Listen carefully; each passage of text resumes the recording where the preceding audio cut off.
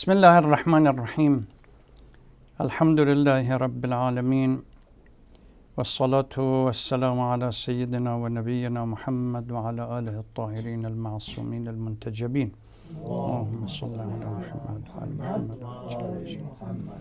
Sisters and brothers, Assalamu alaikum wa rahmatullahi wa barakatuh.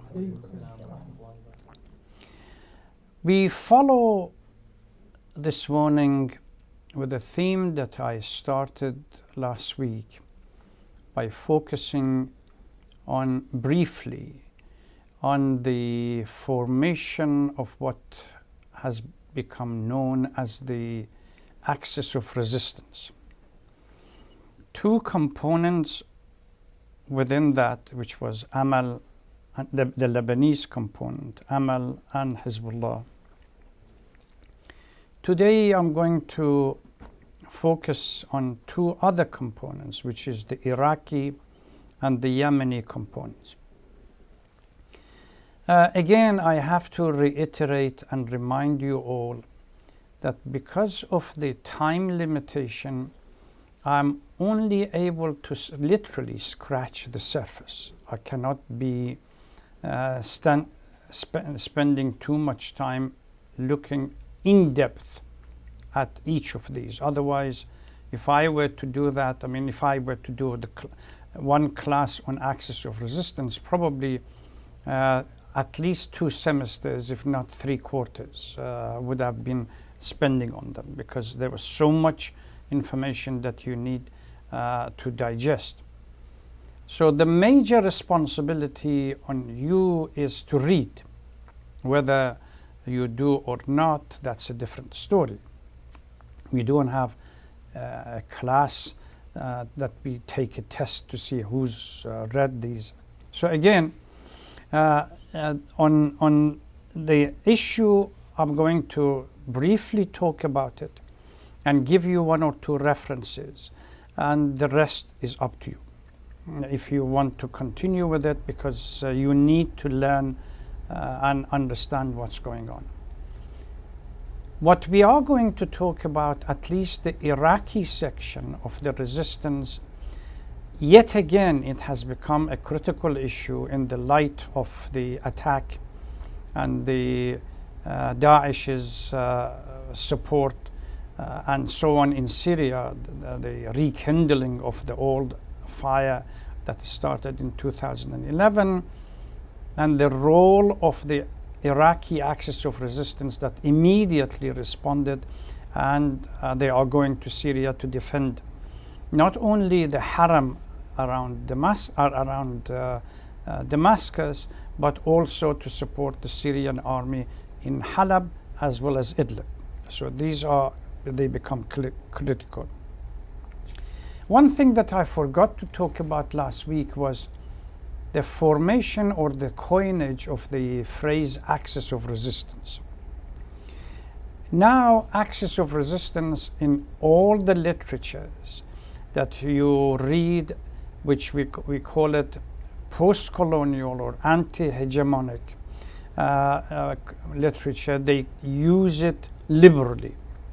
And what the original the person or the institution that used it, it came to light in response to Bush concept of axis of evil, that he identified Syria, Iran, as well as North Korea to be axis of evil.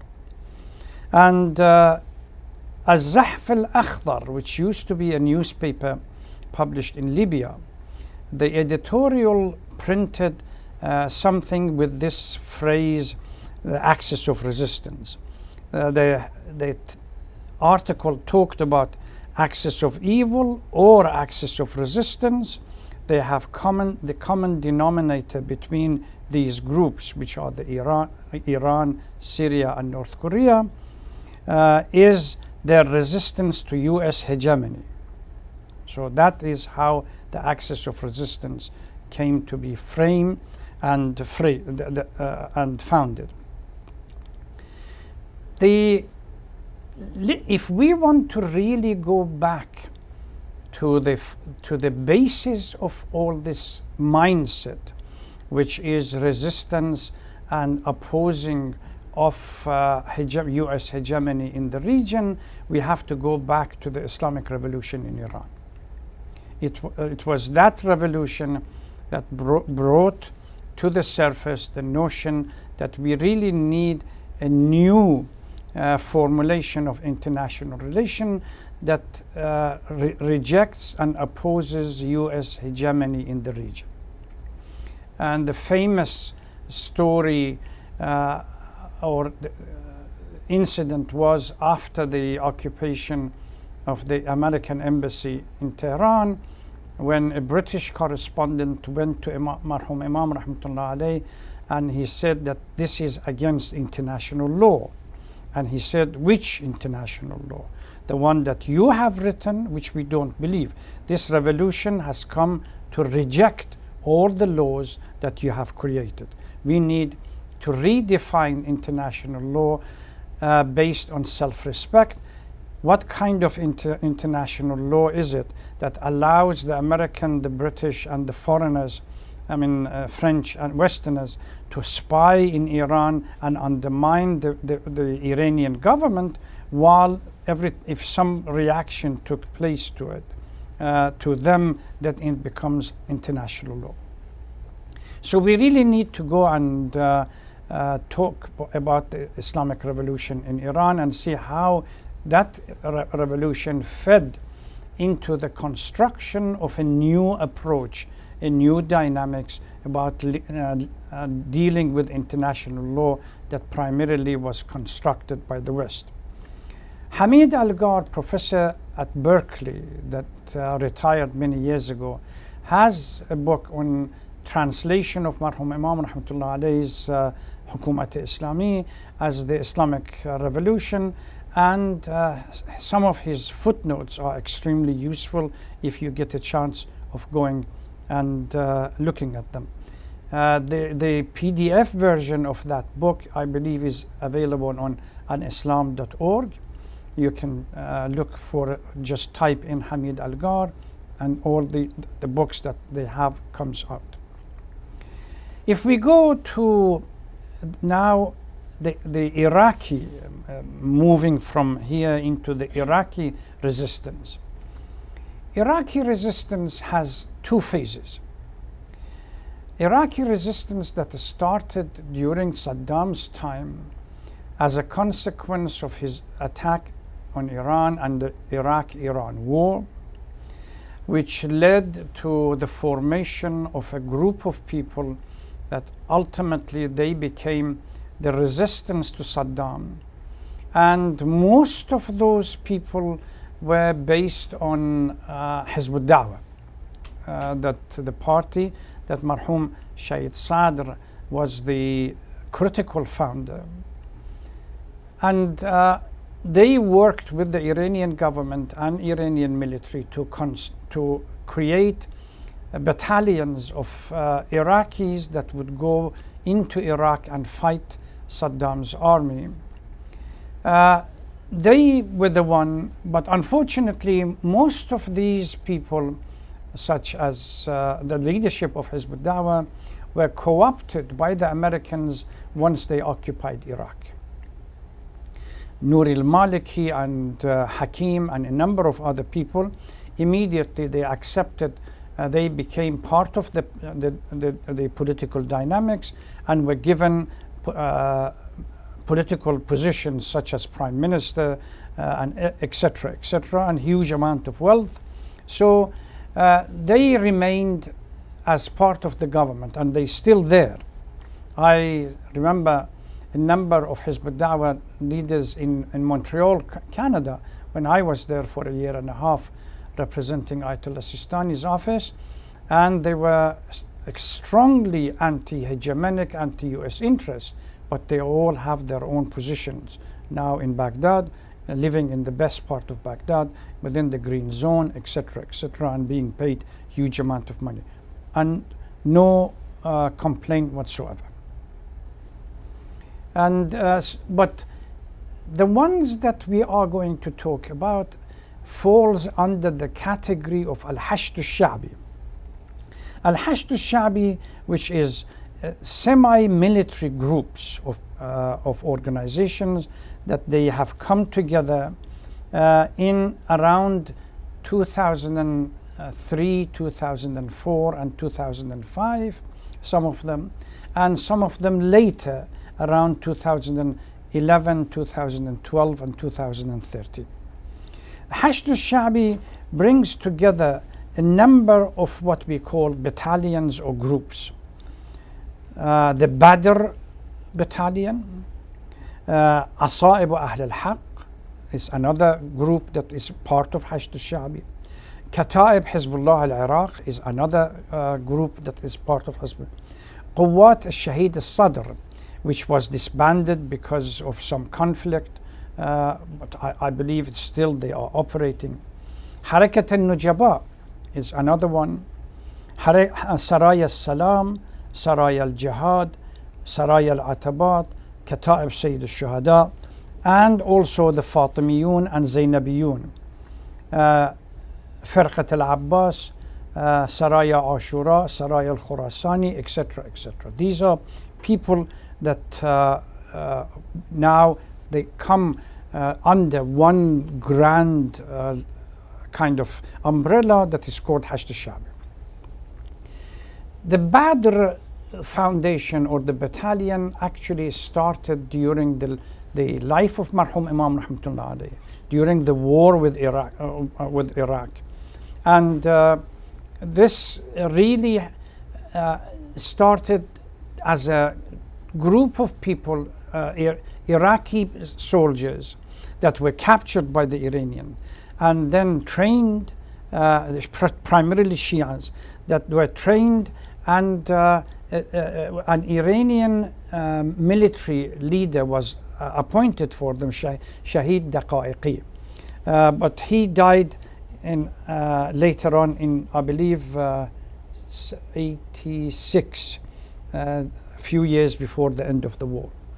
So there is a conflict of opinion, or whether it was Said Mahmoud Hashemi who started the Badr Battalion and then was given to Said Baqir al-Hakim, or Said Baqir al-Hakim was in charge of it from the beginning.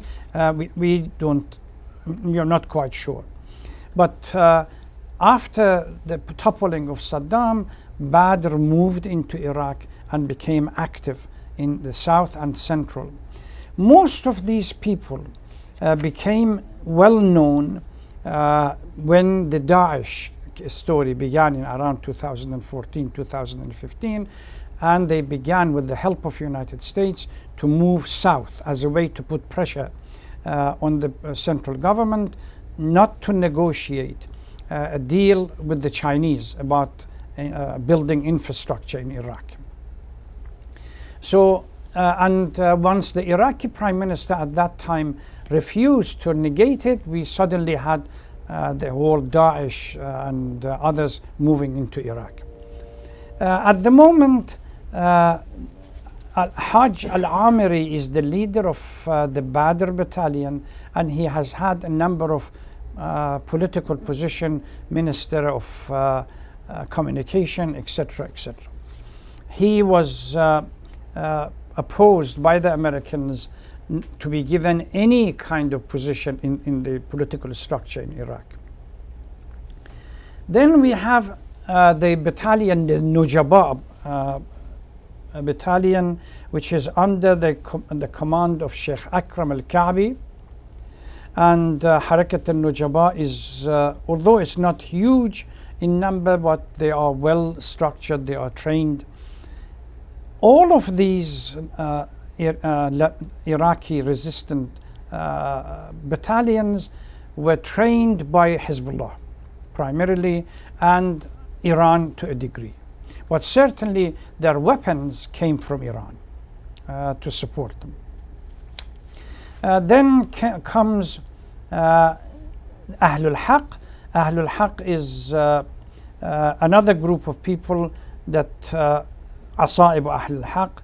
They work hard in Iraq, and their leaders is Sheikh Qais al-Khazali, which is used to be the student of Marhum Shahid Said Muhammad Sadr, the father of Muqtada. And he is, they are very active. Then you have Sarai al-Khurasani, which they primarily operate within Syria to protect the shrines and so on. So they are still there, although others went back to Iraq, but they are still there. A number of battalions from the Afghani as well as the Pakistani Shias have come to Iraq, to Syria, and they are called the Fatimiyun and the Zainabiyun. Zainabiyuns, I believe, from Afghani Shia movement, and Fatimiyun from Pakistani.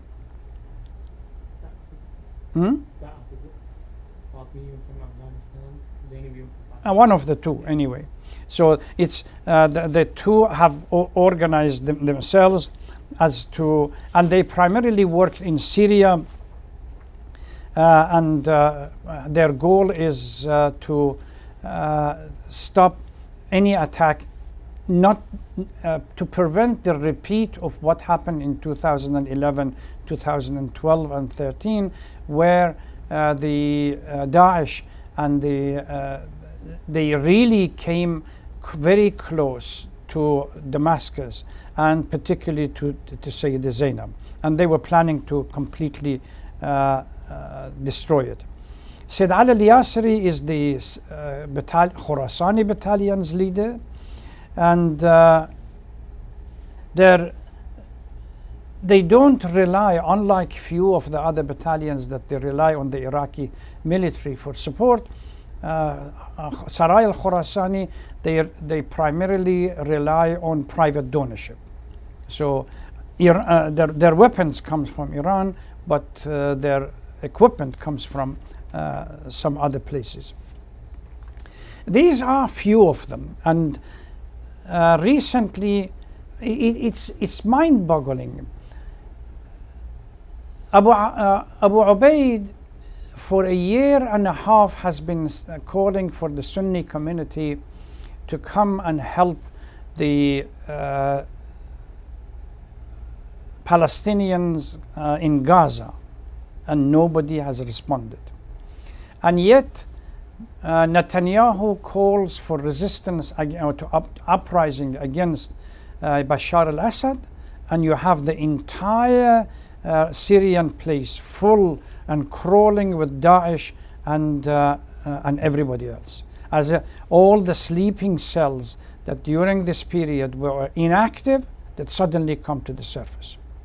And where were there to go and help their some of the pictures that they have captured from them, and they say it's publicly, they say Israel has nothing to fear from us. We receive all our military support from Israel. And some of the pictures, they show that a few of these injured are being treated, the same thing that happened in the past, are being treated in Israeli military hospitals.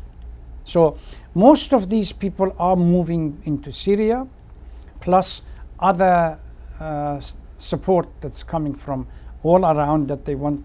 Iran has made it clear that they are not going to allow the Daesh and anybody else to really get any foothold in Syria this time, so they are well prepared, unlike 2011, 2012, and 2013 or 14. Please go and read a number of articles that we have online regarding the Hashd al-Shaabi. They have been analyzed both by the American right wing and so-called Democracy Foundation, etc., and by a number of other people that they have given a better picture of what is Hashd al-Shaabi is and how it is configures and the dynamics within it. This is said for the Persian speakers. There is a book, an article. It's called Iran چگونه محور مقاومت را ساخت. Please go and read it. This is available online. About 15 pages or 16 pages, briefly discusses the role of Iran in the formation and the structure of the axis of resistance in the region. Yemen As a second part, inshallah, next week, final chapter will be Hamas and the history of Hamas. And by that, we will close the whole discussion about the axis of resistance. We talked about colonialism, we talked about Zionism, we talked about the dynamics of Zionism with colonialism, etc. And then we talked about axis of resistance, Hezbollah in Lebanon. Today we will discuss these two, and finally Hamas next week, inshallah. Then we have to think about an alternative option, as a subject. Yemen has an interesting story in the classical term as well as the modern term.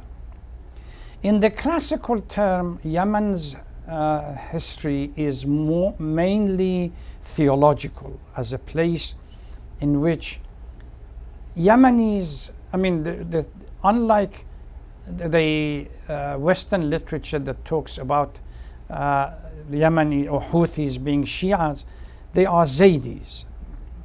Zaydis are descendant or followers of Zayd ibn Ali, the son of Imam Zain al-Abidin, salawatullah salam alayhi, who had an uprising against Bani al-Abbas and or against Bani Umayyah, and the brother of Imam Muhammad al-Baqir, salawatullah salam alayhim ajma'in.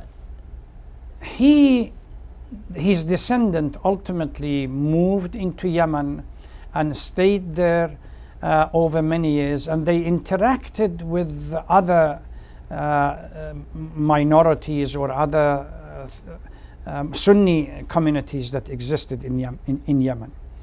Although Yemen was the first part of the Muslim Ummah that without a fight converted to Islam, when Amir al-Mu'mineen salawatullah salam alayhi went over there to guide them, gradually over time, because of neglect, the four schools of thought, particularly Hanafi, managed to get a foothold over there. So the Zaydis that were supporters of Ahlul Bayt gradually moved theologically, they became Hanafi, although in principle, ideologically, they remained somehow supporters of Ahlul Bayt. And over time, Yemen became the place where, after the Fatimid dynasty being removed from Egypt and North Africa, Fatimiyun, which was the Ismailis, moved into Yemen, and they broke themselves up into two factions or two groups. Some of them traveled outside. Still, there are some Buhras or Ismailis are still living in Yemen. So that is something that you really need to investigate, and huge amount of literature exists, particularly in Farsi. I'm not quite sure whether they have been translated. Sheikh Muhammad Gharawi, which is a friend of mine from Najaf, has spent huge amount of time in looking into the Zaydi dynamics in Yemen, and he has a number of articles. If you are interested, just send me a text and I'll try to see if these texts are translated, which I doubt it, but they are available in Farsi. In the modern history, modern dynamic, I think you should read a couple of good articles. One of them is a PhD dissertation. It says the international history of civil war in Yemen, history of the Yemen civil war, 1962 to 1968. The author is Asher Orkabi, which is Asher,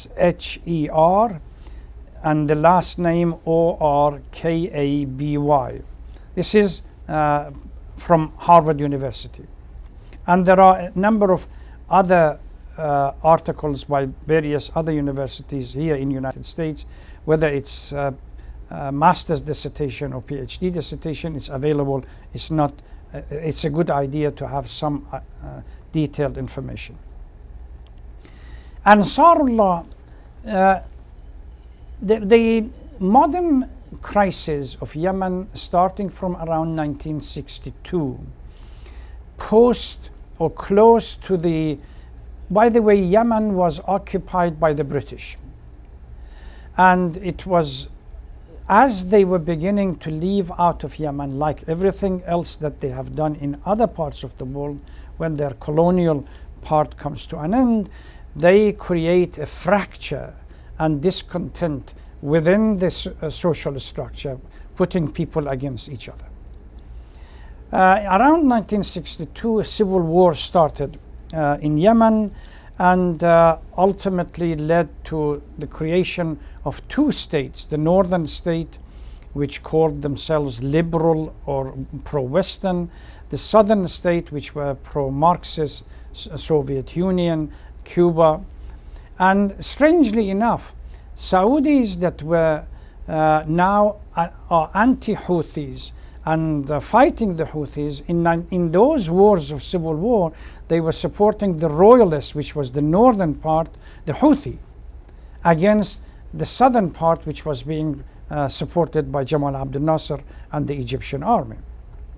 And there are some articles that claim it was that fight, the involvement of the Egyptian army in Yemen, that created the foundation for 1967 war, and particularly the preemptive attack by the Israelis, because the Egyptian army was exposed and the Air Force was exposed, gave the opportunity to the Israelis to attack.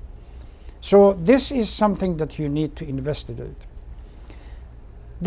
But contemporary, what more contemporary kind of event starts from the Arab Spring around 2011, when Yemen has an uprising against the leadership that existed at the time, and as usual, as various parties that are involved go back and forth, ultimately leads to a fight, and Houthis take control of the Sana'a, which is the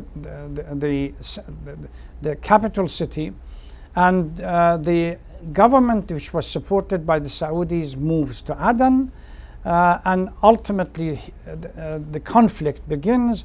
From 2015 up to now, there is an alliance between United States, British,